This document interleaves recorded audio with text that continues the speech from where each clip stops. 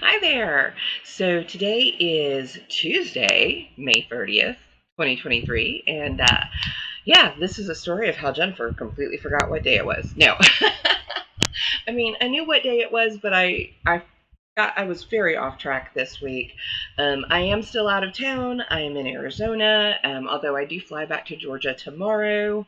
Um, yeah, we had a little bit of an adventure this week. This is our creative week, by the way. And I have two things to report creatively. One is that I've started actually writing book 5 in my Eden Creek Cozy Mystery series.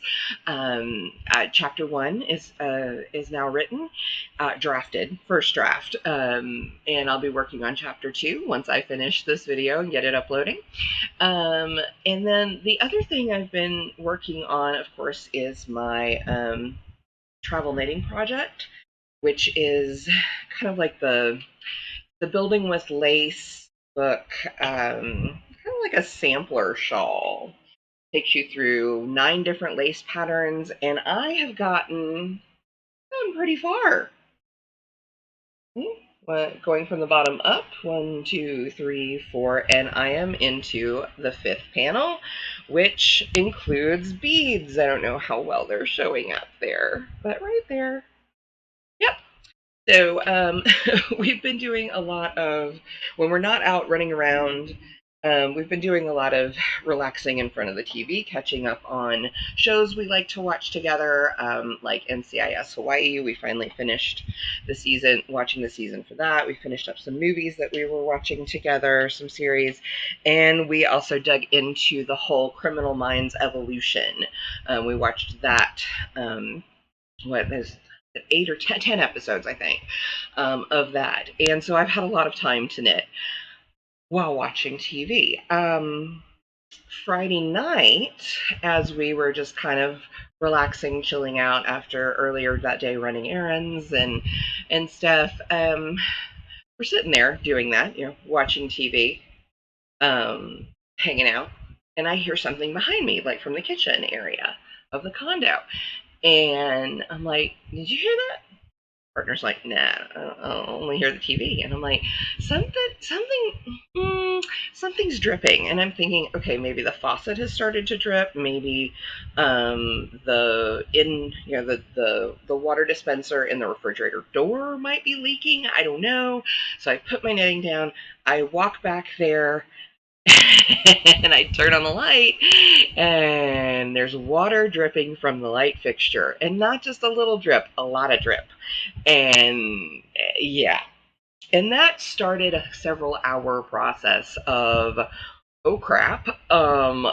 First it was one can light that was dripping, and then it was two, and then it was three, and then it was the vent above the washing machine, and yeah.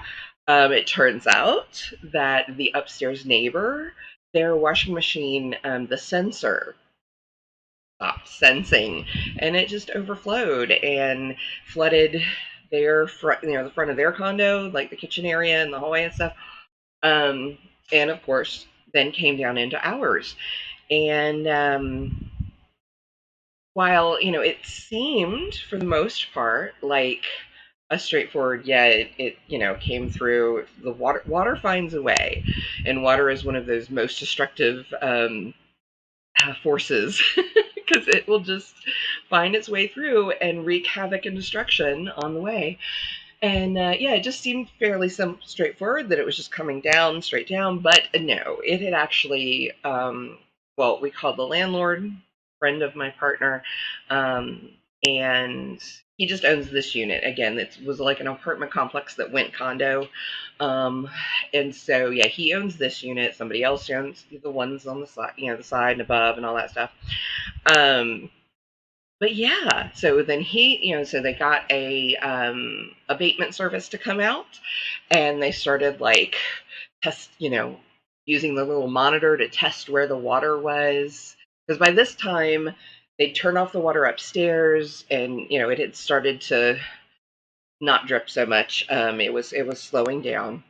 but it turns out it had like drenched the entire back wall behind the kitchen cabinets, behind the appliances, all that. And so since Friday night, and again, it's now mid morning on Tuesday, there's been three machines running in the kitchen almost nonstop. We've turned them off briefly to, be able to get to something or, get a moment of quiet. So if you hear an extra hum in the background, that's what it is. Because yeah, there's a dehumidifier as big as the dishwasher, the or bigger, the massive HEPA filter, um, and a duct blower thing that's trying to dry out the lower cabinets in the wall behind, so that maybe they won't have to rip those out. Because yes, as soon as they get some test results back, because it's an apartment community, they have to do an asbestos test regardless, because of the holiday, of course. They couldn't get the test results back yesterday, so as soon as they get the test results back, potentially today still, then they have to come out and rip everything that's damp or was dampened out and and then rebuild it. So I feel so bad for my partner because he works from home. And that's, I mean, it's just annoying in general. We've kind of gotten used to it. It's like a steady hum. It's very like loud white noise. It's really not that different from like being on an airplane at night and like the hum of the airplane engines kind of thing from the inside of the cabin. Um, so it's not horrible, but I feel worse about what's to come because of course they have to pull out all that stuff. And then, between their own schedules and the insurance, approvals that are needed along the way, then they have to rebuild. And it's going to take like 3 to 5 weeks to rebuild, the stuff that has to be taken out and because it's damp and they have to replace it because, mold and mildew and other things. And, yeah, it did not occur to me that it was going to be that drastic, but it is. So we did have to get a little creative last night, after coming back from a cookout with friends, and we had to relocate all the things that were in the upper kitchen cabinets elsewhere. In fact, packing up some things that I just helped him unpack for the next month or so. Yeah, that was. So yeah, we had to go a little creative with the putting things away. But otherwise, we just kind of, stuff happens and you get through it and you make the best of it, and that's all we can do, right? So yeah, that's been this weekend. And so Sunday we went to the 22 match, and then we went out to brunch, and it was very. I wasn't feeling well that day. I hadn't slept well. My shoulder's been bugging me since I got here, because I tweaked it with one of my bags, one of my carry-ons. I wasn't carrying it correctly, and so I messed up my shoulder a little bit, and it's been hurting on and off. And yeah, so having to get up really early on Sunday, I was just like not thinking about anything, much less coming in here and making this video. And then yesterday we were, at the cookout, and then having to rearrange stuff. And yeah, and I was like, yeah, it's Tuesday and I haven't made my weekly video. All right. No time like the present. So that's what I've been up to this week. I said, I fly back to Georgia tomorrow. Cross fingers, knock wood, that everything goes well with that. At least it's a single connection this time instead of the two connections I had coming out here. Yeah. It has been an adventure this time. And, it's just the way it is. But I am looking forward to getting back to Georgia, getting to check out the exhibit that opened this past week at the Thomasville Center for the Arts. The Tom Creative exhibition is up in their main gallery. And so I've got my big gorilla painting there, and I can't wait to go see it in its space and how it looks hanging up somewhere. Because of course, in my house, it was either on the easel or sitting, against a. It's very ignoble how our creative work is stored and stuff, but between spaces. Um, but yeah, I'm looking forward to getting back and finishing or remaking the head for my polar bear statue, and then making the smaller body to fit the head that I originally made. Um, so hey, we get a 2-for-1 deal somehow out of this. I don't know, twice the work, but no, I think I'm going to keep them as two separate ones. But we'll see. See. Yeah, so I'm looking forward to getting back to that and getting back in and continuing to redefine my space and of course, now that book 5 has begun, I'm of course looking forward to getting more work done on that.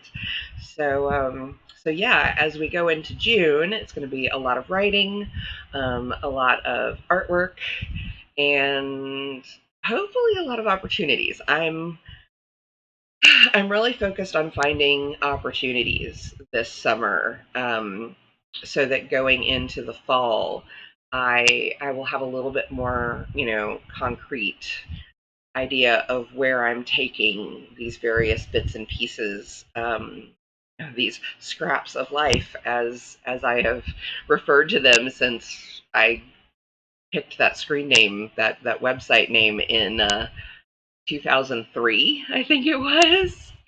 Yeah, so 20 years ago. Yeah, for the last 20 years, I've been scraps of life, and it still applies. It still applies. Even better some days than, or even more some days than others. But yeah, so I'm looking forward to getting dug in back to that, some of the more physical work. Not that the knitting isn't, but yeah, I am looking forward to that a lot. Oh, I also got to take my monsoon shawl, the Tunisian crochet one. I got to bring that to the Tempe Yarn and Fiber out here, which is where I purchased the yarn from, that I used in it. So I got to do a little show and tell out there when I stopped by to pick up a beading crochet hook for this project. And yeah, so it was fun to do that too. But I wish you a creative rest of your week, a creative June. I will be back starting Friday. I should be back to my normal Twitch schedule. So if you want to find me on Twitch, then you can check that out. I'm Scraps of Life there as well. And that's Wednesdays, Fridays, and Sundays, 3 to 5 Eastern. Wednesdays and Fridays are art.